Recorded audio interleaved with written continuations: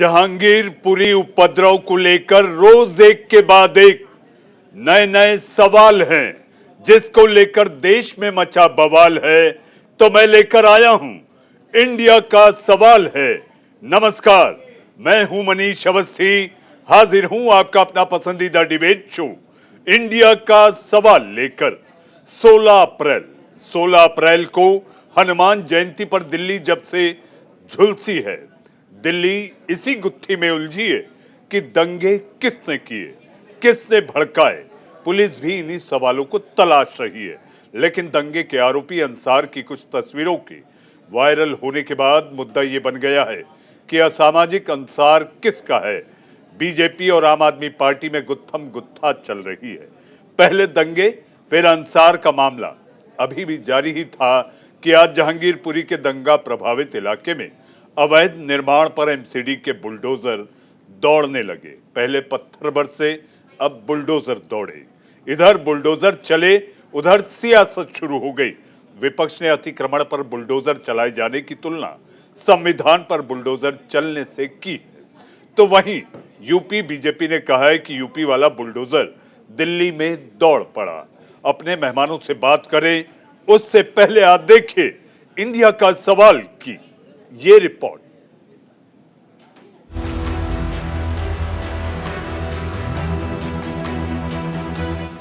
अंसार का रहस्यमयी संसार, दंगाई अंसार का कौन सरकार, दंगों में अंसार असली मोहरा, हिंसा के पीछे कोई और चेहरा। दिल्ली में दंगों के बाद जांच और तफ्तीशों का दौर जारी है। दिल्ली जब से झुलसी है, पुलिस इसी गुत्थी को सुलझाने में उलझी है। अंसार के रहस्यमयी संसार का पता लगाने में जांच एजेंसियां जुटी हैं। इसी बीच बुधवार को दिल्ली में दंगा प्रभावित जहांगीरपुरी में फिर से बवाल हो गया। एमसीडी के बड़े बड़े बुलडोजर जहांगीरपुरी में गरजने लगे, अवैध निर्माण को धराशायी करने में जुट गए। अवैध दुकानें, अवैध कब्जे और मस्जिद के पास से अतिक्रमण को जमींदोज करने लगे। एमसीडी की कार्रवाई के बीच जमीयत की ओर से सुप्रीम कोर्ट में गुहार लगाई गई। एक तरफ सर्वोच्च अदालत में सुनवाई चल रही थी, दूसरी ओर एमसीडी के बुलडोजर अपने काम में जुटे थे। करीब 11 बजे सुप्रीम कोर्ट ने तत्काल प्रभाव से बुलडोजर वाली कार्रवाई पर रोक लगाई। जहांगीरपुरी में बुलडोजर चले तो इस पर सियासत भी खूब हुई। वृंदा करात जहांगीरपुरी पहुंच गई और एमसीडी के चल रहे बुलडोजर का विरोध किया। तो वहीं आम आदमी पार्टी ने एमसीडी के एक्शन को लेकर बीजेपी पर सवाल किए। बुलडोजर के द्वारा देश की राजधानी में एक ऐसे रिकॉर्ड कायम करने के प्रयास बीजेपी ने किया है।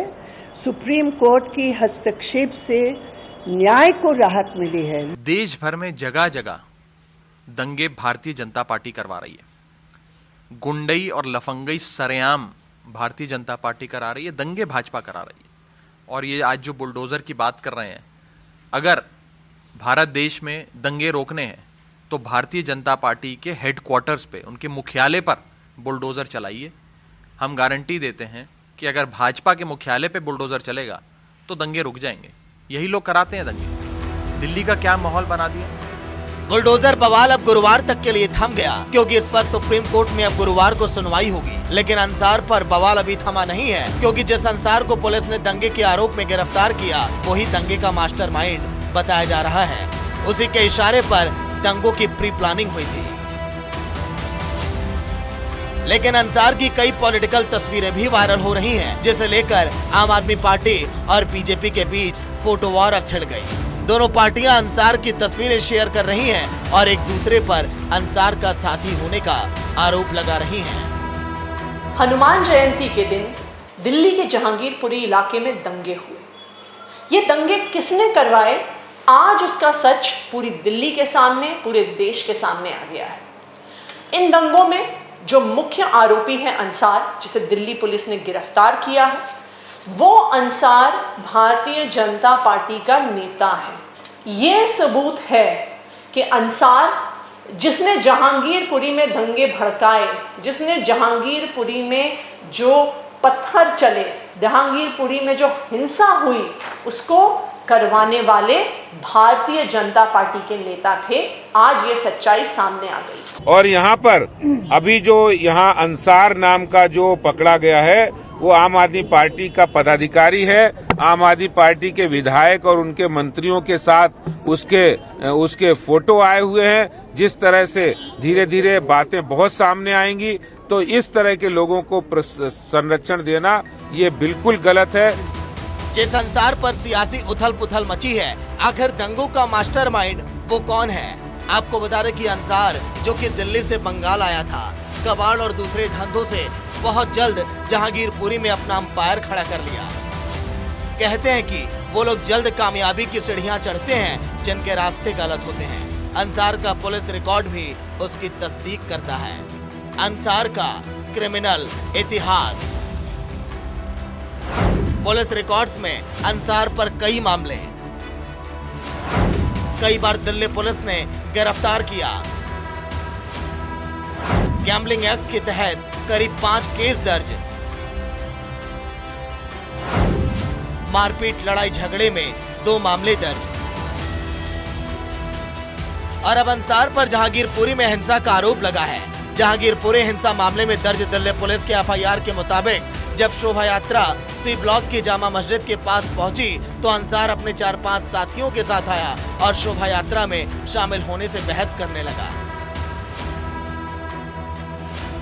जिसके बाद विवाद बढ़ा और हिंसा फैली। लेकिन अंसार पर जिस तरह से सियासी लड़ाई चल पड़ी है, उसके बाद ये सवाल पीछे छूट गया कि दंगा कैसे हुआ। तहकीकात कहां तक जा रही है, किसी को इससे मतलब नहीं है। दिल्ली क्यों जली, नेताओं का कोई लेना देना नहीं है। वो अंसार 13-13 में उलझ कर रह गए हैं। Bureau report, news India. चल रहे नफरती तीरों को अगर देखें तो तीरों के तरकश में कोई भी दल निर्दोष दिखाई नहीं देता। इंडिया का सवाल में इसी पर चर्चा और बहस करने के लिए हमारे साथ मेहमानों का पैनल है। पैनल में हमारे साथ आलोक वत्स, नेता बीजेपी, हमारे साथ कुंतल कृष्ण, नेता कांग्रेस, हमारे साथ इस पैनल में काजमी साहब आपका स्वागत है। हमारे साथ धर्माचार्य अजय गौतम जी हमारे साथ हैं, आपका भी स्वागत है। हमारे साथ जुड़ेंगे हमारे अपने सहयोगी संवाददाता संजीव, जो इस समय जहांगीरपुरी में है। मैं आप चारों के पास पहले ग्राउंड रिपोर्ट ले लूं और उसके बाद फिर आपके पास आकर एक के बाद एक आप सबसे सवाल करूंगा। जी हाँ संजीव, इस समय जहांगीरपुरी के क्या हाल हैं? 16 तारीख हनुमान जयंती के दिन पत्थर चले थे, आज बुलडोजर चला है, लेकिन जानकारी यह है कि बुलडोजर के पहिए पर सुप्रीम कोर्ट का ऑर्डर यानी कि ब्रेक लगा है। देखिए, बिल्कुल मैं आपको बता दूं, जिस तरह से पूरा जो है प्रकरण हुआ, जब हनुमान जयंती के बाद से 2 जो है समुदाय के लोग आमने सामने आए और यहाँ पर जमकर बवाल हुआ। हाथों में खुलेआम जो है हथियार थे, तलवारें थे और यहाँ पर गोलियाँ तक चली। लेकिन अब जिस तरह से, क्योंकि यहाँ इस पूरे क्षेत्र में जिस तरह से अवैध निर्माण, पूरी सड़कें मैं आपको एक बार ये दिखा दूँ कि किस तरह से यहाँ पर ये सड़कों पर जो है यहाँ अवैध कब्जे किए हुए थे लोगों ने, और पूरी ये सड़कें बिल्कुल गलियों की तरह बच गई थी। लोगों का निकलना यहाँ से दूभर था, लोग निकल नहीं सकते थे। लेकिन उसके बावजूद आज जिस तरह से सुबह यहाँ पर जो है एमसीडी का बुलडोज़र चला, लेकिन कुछ ही घंटों में वो उस बुलडोज़र के जो है पहियों पर ब्रेक लग गया और कार्रवाई जो होनी थी वो रुक गई। लेकिन अब सवाल ये उठता है कि आखिरकार ये निर्माण एक दिन में तो नहीं हुआ है, ये निर्माण जो है 1-2 दिन में तो नहीं हुआ है, ये निर्माण सालों से यहाँ पर लगातार हो रहा है। तब एमसीडी के अधिकारी कहाँ पर थे? उन्होंने तब क्यों नहीं एक्शन लिया? क्योंकि यहाँ की जो ग्रीन बेल्ट है वो तक कब्जा ली गई, यहाँ जो सड़कें थी वो तक कब्जा ली गई,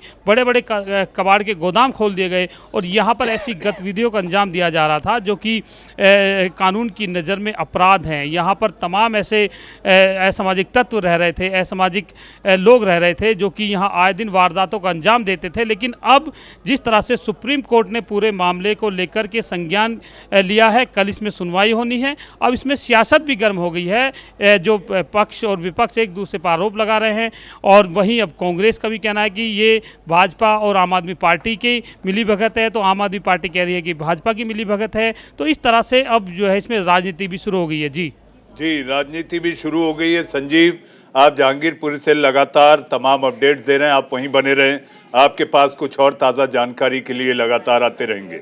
आपका धन्यवाद।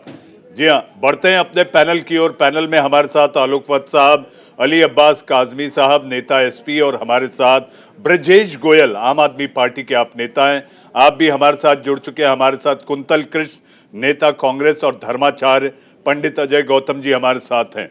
आलोक जी, सबसे पहला सवाल आप ही से मैं करना चाहूंगा। आलोक जी, ये अंसार किसका? आम आदमी पार्टी कहती है तस्वीर के साथ, तस्वीर का सबूत दिखाकर आम आदमी पार्टी कहता है कि ये आपका कार्यकर्ता है।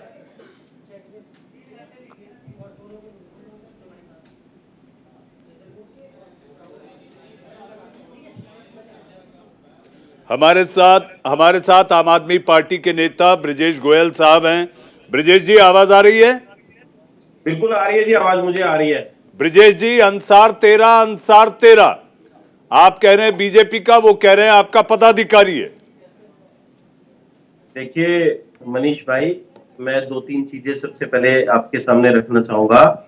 पिछले दिनों दिल्ली के मुख्यमंत्री के आवास पर जिस तरह से गुंडागर्दी की गई, वहां पर तोड़फोड़ की गई, और जो लोग पकड़े गए, जिन लोगों को पुलिस ने पकड़ा, उन लोगों को दिल्ली बीजेपी अपने दफ्तर में प्रदेश अध्यक्ष आदेश गुप्ता जी उनका स्वागत करते हैं, उनको माला पहनाते हैं, उनका सम्मान करते हैं, और पूरी बीजेपी में एक मैसेज दिया जाता है कि जो भी कार्यकर्ता मुख्यमंत्री उप मुख्यमंत्री के घर पे तोड़फोड़ करेगा, हुंडई करेगा, उन लोगों को बीजेपी सम्मान देगी, पुरस्कार देगी।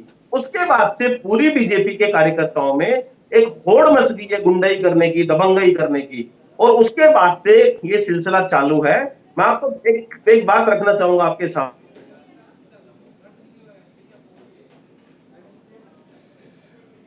तकनीकी खराबी के कारण ब्रजेश गोयल जी का फ्रेम, उनकी आवाज नहीं मिल पा रही है। पंडित अजय गौतम जी, अजय जी, बुलडोजर चला, बुलडोजर को यह कहा जा रहा है कि पक्षपातपूर्ण कार्रवाई है। ये कार्रवाई जो हुई, ये केवल एक ही समुदाय के क्षेत्र में हुई, हालांकि ऐसा नहीं है। जो हमारे पास तस्वीरें और वीडियो आए हैं उसमें कई दूसरे तबके के लोगों की भी दुकान और अवैध निर्माण ढाए गए। अजय गौतम जी, देखिए, जी, कोने की जो दुकान थी वो गुप्ता जूस कॉर्नर की थी, और उसका मालिक एक हिंदू है, मनीष जी। दूसरी बात यह है कि जो कार्रवाई हुई, हम उससे संतुष्ट नहीं है, उसकी निंदा भी करते हैं, क्योंकि एमसीडी ने आधी अधूरी कार्रवाई करी। जिस मस्जिद की छत से, जिस पे कह लीजिए शोभा यात्रा पर पत्थर फेंके गए, जिस मस्जिद की छत से बोतलें चलाई गई, जिस मस्जिद से छुरे और चाकू लेके वहाँ पे राम भक्तों को और पुलिस वालों को घायल किया गया, उसका खाली अतिक्रमण तोड़ा गया, उस मस्जिद को नहीं तोड़ा गया, जो कि मस्जिद भी इलीगल है। वो पूरी मस्जिद वक्फ बोर्ड के नोटिफिकेशन में नहीं आती है, वो मस्जिद इलीगल है।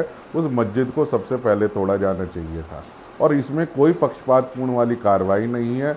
जब भी सरकारी जो भी ज़मीन है उसको अगर आप कब्जाएंगे, वहाँ के लोकल जो भी आम आदमी पार्टी के जो नेता हैं, जो भी उनको संरक्षण देते हैं, जिन्होंने भी वहाँ रोहिंग्या और बांग्लादेशी मुसलमानों को बसा के अपना वोट बैंक बनाया है, वहाँ पर इसी तरीके से ये स्वच्छ अजय जी टाइमिंग को लेकर सवाल है। अजय जी टाइमिंग को लेकर सवाल है, टाइमिंग को लेकर देखिए, जो हनुमान जयंती की शोभा यात्रा जो है वो 16 तारीख को थी, और वहाँ पर इस तरीके की जो ड्राइव है, जो वहाँ इंक्रोचमेंट रिमूवल ड्राइव जो थी, वो 11 तारीख से शुरू थी और अलग अलग फेज में चल रही थी। इसको आप कोइंसिडेंट कहा जा सकता है कि उस जगह का पुलिस बंदोबस्त जो है वो वहाँ ऑलरेडी इसके कारण था, तो इस कारण से वहाँ पर जो है इस ड्राइव को किया गया, और सर्वोच्च न्यायालय ने कोई इस पर स्टे नहीं लगाया है। सर्वोच्च न्यायालय ने ये नहीं कहा है कि आप ये जो इलीगल इंक्रोचमेंट सड़कों पे और ग्रीन बेल्ट पे आपने करी है इसको रोक दीजिए। उन्होंने कहा है कि ये मामला अजय जी ये महज संयोग है। जाएगा। अजय जी आप जो कह रहे हैं ये महज संयोग है। अजय जी महज ये संयोग है। काजमी साहब ये प्रयोग नहीं है। धर्माचार्य अजय गौतम जी को आप सुन रहे थे, उनके मुताबिक ये महज एक संयोग है। आज जो बुलडोजर चला है ये प्रयोग नहीं। काजमी साहब, मैं माननीय गौतम साहब को नमस्कार करता हूं। सबसे पहले उनका अभिनंदन करता हूं कि वो कम से कम इस मुद्दे पे आप पार्टी और बीजेपी दोनों लोगों के लिए कम से कम इतना तो कह दें कि इन लोगों को शर्म आनी चाहिए कि अगर ये अपराधी, इस तरह का अपराधी वहाँ जो है अपराध कर रहा था, जुआ करा रहा था, सट्टे करा रहा था, तो इसका आका कौन था? या तो बीजेपी रही होगी या आम आदमी पार्टी रही होगी। तो शर्म आनी चाहिए ऐसी पार्टियों को और ऐसे नेताओं को कि जो ऐसे अपराधियों को पालते हैं और उनकी द्वारा जो है उनके कृत्य जो होते हैं, उनकी कमाई जो है वो अपने चंदा लेते हैं, मोटे मोटे चंदे लेते हैं ऐसे लोगों से, अवैध कार्य करने वालों से। तो मैं तो यही कहूंगा कि इस तरह की जो है सबसे पहले तो ये होना चाहिए। अगर आज सुप्रीम कोर्ट का जो है, सुप्रीम कोर्ट इसमें आज इंटरव्यू न करता तो कम से कम कितने ऐसे गरीब हिंदू मुसलमान जो बेचारे जो है जिनका रोजी रोटी का कोई साधन नहीं है, आज उनके घर भी टूट जाते और आज सारे उनके जो है उनके कारोबार खत्म हो जाते। तो कम से कम इतना तो हुआ कि आज सुप्रीम कोर्ट ने जो है उन गरीबों के लिए, हिंदू मुसलमान भाइयों के लिए कम से कम एक आस जगाई है। जी जी, कम से कम आपने भी काजमी साहब अपने चित्त की भाषा को इतना आपने मर्यादित रखा कि आपने अपने जवाब में हिंदू मुसलमान नहीं किया। कुंतल कृष्ण जी, राहुल जी का ट्वीट है, राहुल गांधी कहते हैं कि ये जो हुआ ये बुलडोजर संविधान के विध्वंस जैसा है।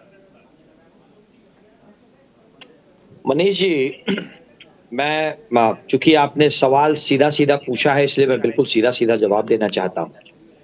ये देश जहां तक मेरी जानकारी है और मुझे लगता है आप सब सहमत होंगे, अभी तक संविधान और कायदे कानून से चलता है।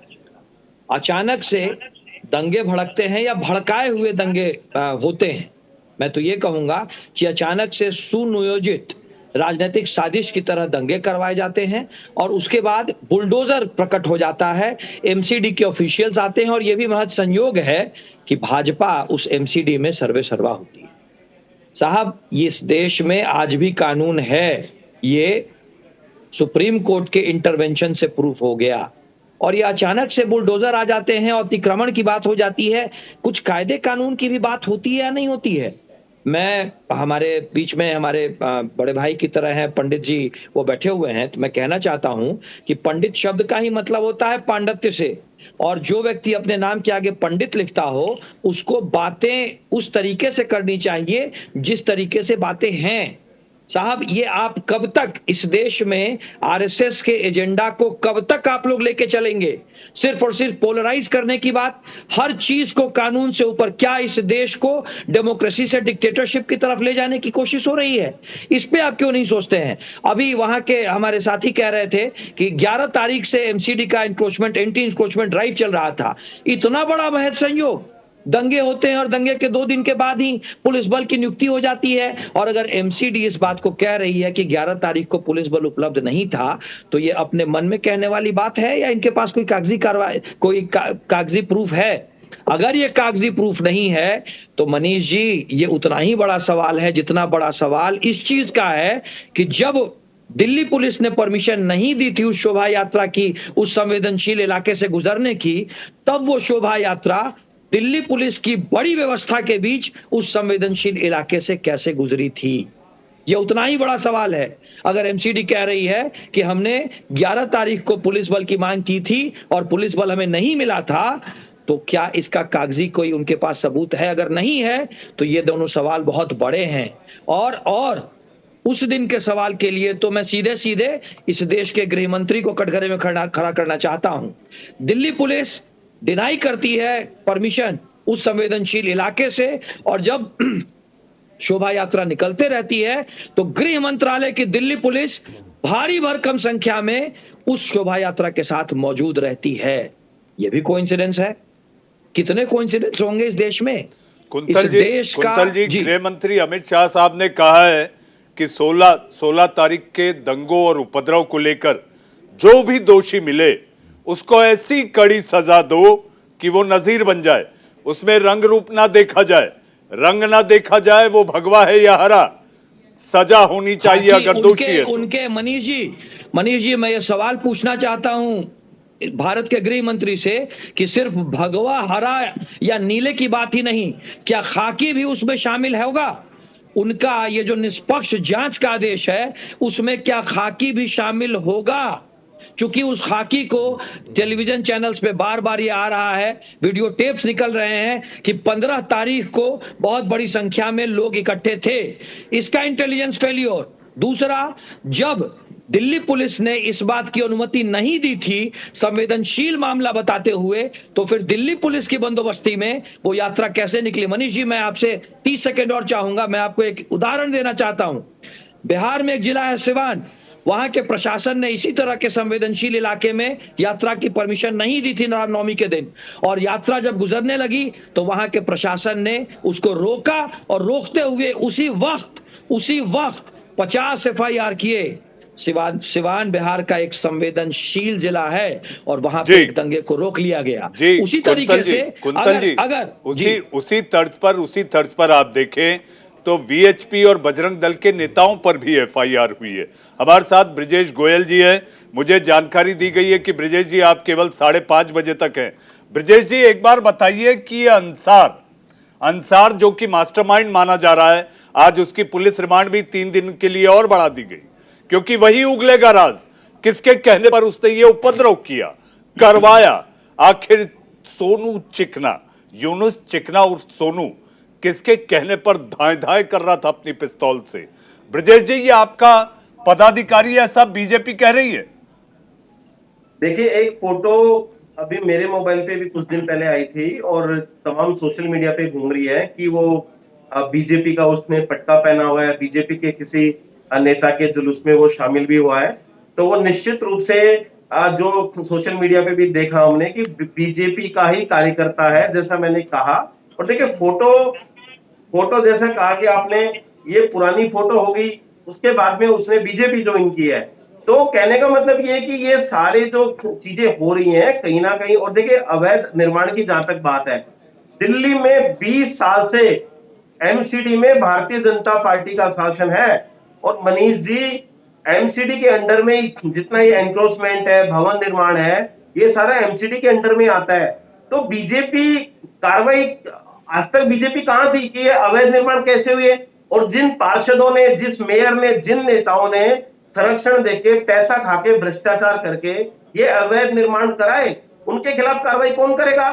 तो कुल मिला के ये सारा जो नाटक किया जा रहा है भारतीय जनता पार्टी के द्वारा। और शोभा यात्रा की मैं आपको बात बताऊं, 16 तारीख को हमारे बहुत सारे विधायकों ने हनुमान जी की शोभा यात्रा निकाली, प्रोग्राम किए, सुंदरकांड के पाठ किए। एक भी जगह पे कहीं पे कोई अप्रिय घटना नहीं हुई है, किसी तरह का कोई दंगा नहीं हुआ है, शांतिपूर्वक तरीके से सारे धार्मिक कार्यक्रम हुए। इन्हीं के कार्यक्रम में दंगा विजय जी, हमारे लिए चिंता की बात यह है, या चिंता की बात ये होनी चाहिए कि प्रदेश के किसी भी कोने में अगर छोटे से इलाके में भी दंगा होता है तो वो सराहनीय नहीं, या कहीं हुआ कहीं नहीं हुआ, इस पर चर्चा नहीं। चर्चा इस पर है कि ये नफरती तीर, इस तरकश में, जिस तरकश से ये तीर निकल रहे हैं, उसमें निर्दोष कोई दिखाई नहीं दे रहा। ब्रिजेश जी। जी मनीष जी, मैं बिल्कुल आपकी बात पे आ रहा हूँ। ये तो एक मैं भूमिका बता रहा था कि किस तरह से बीजेपी ने पिछले दिनों तमाम मुख्यमंत्री के घर पे गुंडाई करने वालों का सम्मान किया, उनको एक मैसेज दिया कि जितना गुंडाई आप करोगे उतना सम्मान। ब्रिजेश जी, मुझे जानकारी है, आपको जाना है, मुझे ब्रेक लेना है, लेकिन इस पैनल पर बीजेपी के नेता प्रवक्ता आलोक वत्स जुड़ गए। आलोक जी, अंसार किसका? मार्लिना कहती हैं, आतिशी कहती हैं कि अंसार आपकी पार्टी के नेताओं के लिए काम करता था, बीजेपी का पटका लगा के घूमता था।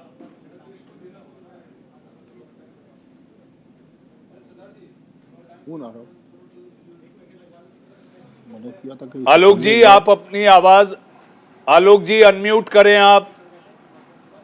आलोक वत्स।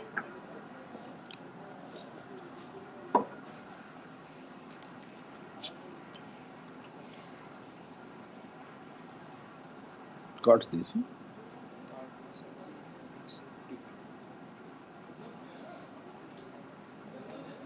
आलोक जी की आवाज नहीं पहुंच पा रही है। ब्रिजेश गोयल जी, आप हमारे साथ आधे घंटे के लिए इंडिया का सवाल कार्यक्रम में जुड़े, आपने अपनी राय रखी, लेकिन मुझे और मेरे दर्शकों को यह पता नहीं चल पाया कि आखिर अंसार है किसका। जी हां, ब्रेक के उस पार हमारे साथ जुड़ेंगे विभूति राय। विभूति राय ये वो नाम है जो कि उत्तर प्रदेश के पूर्व पुलिस महानिदेशक, अंग्रेजी में कहते हैं डायरेक्टर जनरल ऑफ पुलिस, जिन्होंने एक किताब लिखी है, किताब एनाटॉमी ऑफ राइट्स। उनसे चर्चा करेंगे कि आखिर ये दंगों का पिरामिड कैसे बनता है, एक ब्रेक के बाद।